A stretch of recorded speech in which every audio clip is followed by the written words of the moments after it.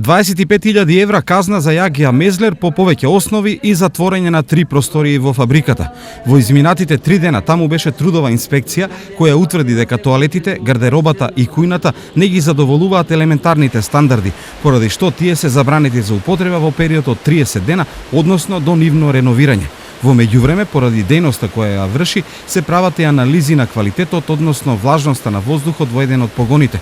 Ова дополнително може да ја искомплицира целата ситуација за Јагија Мезлер, бидејќи доколку резултатите покажат несоодветна влажност, тоа може да покрене нови анализи за безбедноста при работа.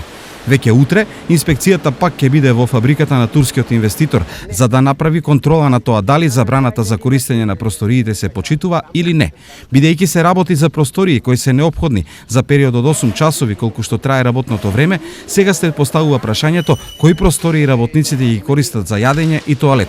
Инаку, инспекциите во Јагија Мезлер влегоа откако пред 2 недели таму почина една работничка, што инспекцијата ја алармираше на потреба од контрола на условите во кои овде се работи. Јагија Мезлер во Штип е присутна од 2007 година, откако браќата Каја ја купија некогашна предилна. Во фабриката работат 300 луѓе, а неодамна се отвори и погон за производство на ластик.